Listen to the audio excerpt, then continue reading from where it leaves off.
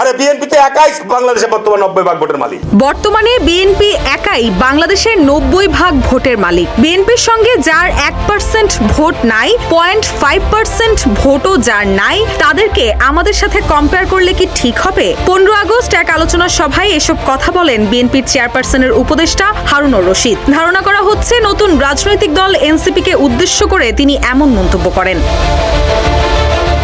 হারুনুর রশিদ বলেন, আমি নির্বাচন কমিশনকে বলবো যারা সারা বাংলাদেশে 5000 ভোটও পাবে না তাদের কেন নিবন্ধন দেন। পৃথিবীতে গণতান্ত্রিক কোনো দেশে এতগুলো নিবন্ধিত রাজনৈতিক দল নাই। নির্বাচন কমিশন যাদের জেলা, থানা এবং বিভাগীয় পর্যায়ে কোনো অফিস নাই সেসব দলকে নিবন্ধন দিয়ে সাইনবোর্ড টাঙানোর সুযোগ করে দিচ্ছে।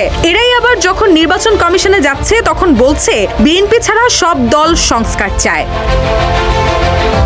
তিনি আরো বলেন, আজকে দেশে বিনিয়োগ নাই, কর্মসংস্থান নাই, জনপ্রতিনিধি নাই। স্বাভাবিকভাবেই দেশের মানুষ নানা সংকটে আছে। যে শক্তিগুলো বিভিন্ন রকমের উসিলা করে নির্বাচনকে বানচাল ও শর্ত দিয়ে বিলম্ব করতে চায়, আমি মনে করি তারা দেশের শত্রু, গণতন্ত্রের শত্রু। দীর্ঘ 16 বছর ধরে আমরা লড়াই করেছি, গুম ও বিচার বহির্ভূত হত্যাকাণ্ডের শিকার হয়েছি, লাখ লাখ নেতাকর্মী মামলায় বাড়ি ছাড়া হয়েছে।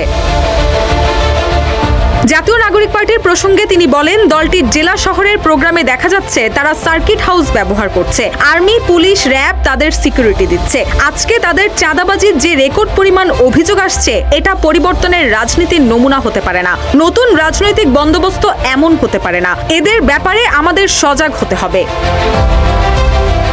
এছাড়াও ত্রয়োদশ জাতীয় সংসদ নির্বাচন নির্ধারিত সময়ে হওয়ার উপর জোর দিয়ে তিনি বলেন, নির্বাচনের কোনো বিকল্প নাই। যারা আগামী নির্বাচন নিয়ে চক্রান্ত ও ষড়যন্ত্রের মধ্যে আছে তারা গণতন্ত্রের শত্রু, দেশের শত্রু। নির্বাচন নির্ধারিত সময়েই হতে হবে।